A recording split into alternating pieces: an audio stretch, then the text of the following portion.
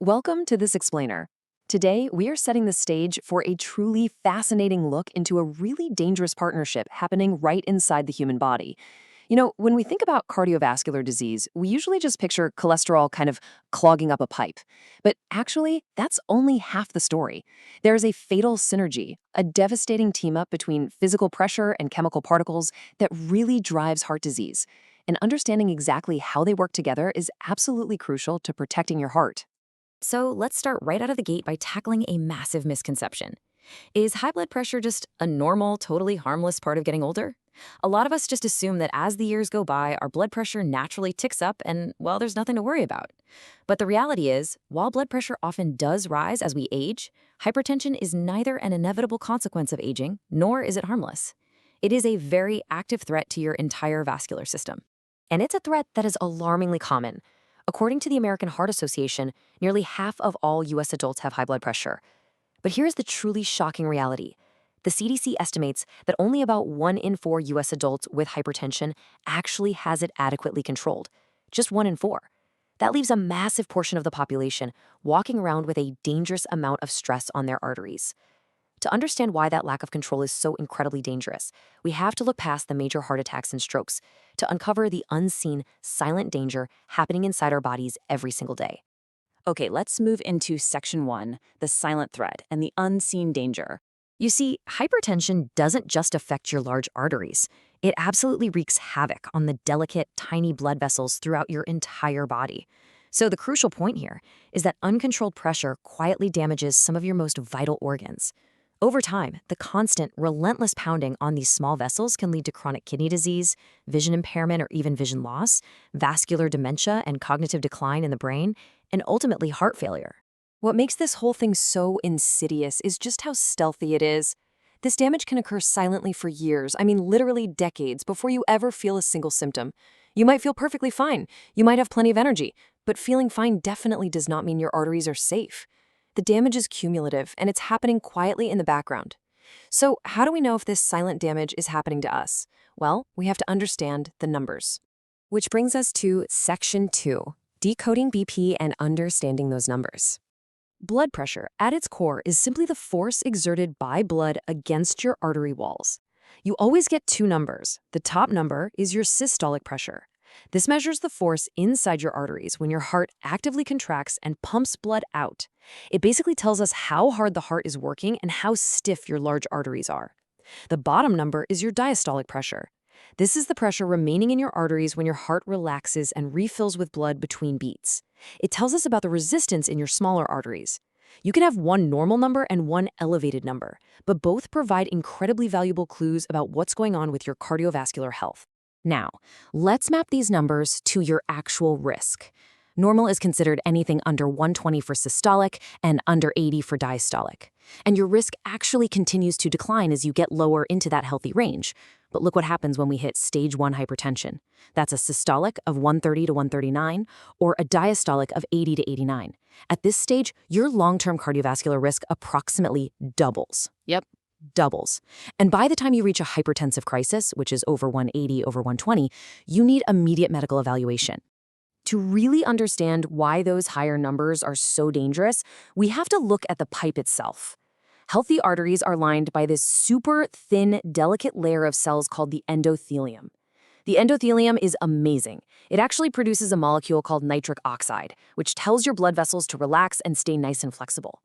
But imagine high blood pressure as a relentless pressure washer. That constant mechanical stress just batters and damages those delicate endothelial cells. It impairs their ability to make nitric oxide, which leads to stiff, inflexible arteries that are highly susceptible to injury. We know the pressure washer is damaging the walls, but how exactly does that lead to a clogged artery? Well, the plot is about to thicken. All right, section 3, the dangerous duo. This is where pressure meets cholesterol. Okay, let's dive right into this. Meet the second villain in our story, ApoB, specifically ApoB-100. This is a protein found on every single LDL particle, which you probably know as bad cholesterol, along with other particles like VLDL. Because there's exactly one ApoB molecule per particle, measuring ApoB gives us a highly accurate estimate of the total number of plaque-forming particles circulating in your bloodstream. Think of these ApoB particles as chemical infiltrators, just flowing through your blood looking for an opportunity to strike. And how exactly do they create plaque? Scientists explain this using something called the response to retention hypothesis. Let's break it down step by step. First, these ApoB-containing particles enter the artery wall. Second, and this is the absolute crucial part, they become trapped or retained inside the wall. Third, your immune system spots these trapped particles and triggers a chronic inflammatory response where white blood cells rush in and become foam cells. And finally, step 4, over time, this fatty streak develops and plaques gradually grow. And this brilliantly illustrates how hypertension and ApoB are true partners in crime. High blood pressure provides the mechanical stress that damages the endothelial cells and increases the permeability of the artery walls. It essentially forces the door open. Then the ApoB particles flood in, get trapped, and build the actual plaque.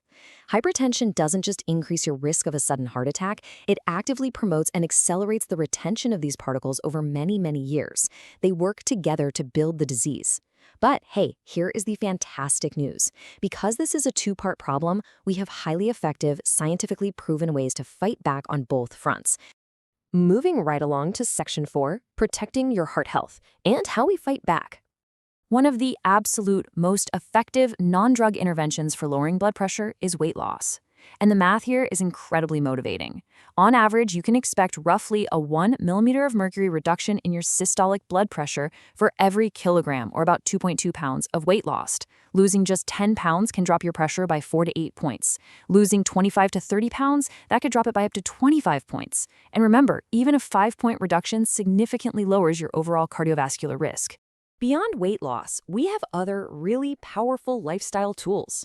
Getting 150 minutes of moderate aerobic exercise a week can drop your systolic pressure by 5 to 8 points.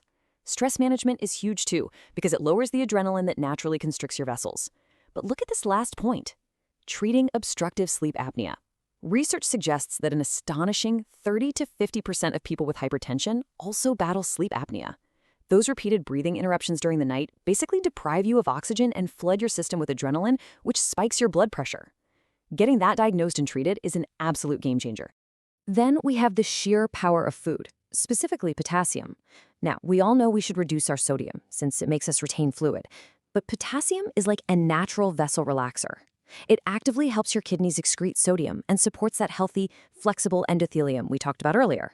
Eating vibrant, real-world foods like beans, lentils, sweet potatoes, leafy greens, and bananas can lower your systolic pressure by another 3 to 7 points. Just a quick medical aside, though. If you have kidney disease or take certain blood pressure medications like ACE inhibitors, you definitely want to check with your doctor before drastically upping your potassium. So let's see how this all builds into a complete dietary approach. A whole food, plant-based diet is a brilliant strategy because it targets both of our villains at the exact same time. The naturally high potassium and lower sodium relax the vessels and lower the mechanical stress of blood pressure. Meanwhile, the high fiber, which all on its own can drop pressure by 3 to 6 points, combined with the lower saturated fat intake, directly reduces those dangerous ApoB particles. Plus, the lower calorie density makes healthy weight management so much easier. You are literally dismantling the fatal synergy with every single meal. I want to read this quote directly from our source material because it just perfectly summarizes everything we've uncovered today. Together, these changes can dramatically reduce the risk of cardiovascular disease and help protect long-term heart health. You are not at the mercy of your age, and you are absolutely not defenseless against your genetics. By actively managing both the physical pressure and the chemical particles, you can protect your arteries. So as we wrap up, I want to leave you with this question to really think about. What small lifestyle change will you make today to start protecting your arteries for tomorrow? Whether it's adding a serving of beans to get that potassium, scheduling a sleep study, or just going for a 30-minute walk, the power is entirely in your hands. Thank you so much for joining me in this explainer. Keep learning, keep taking action, and I'll see you next time.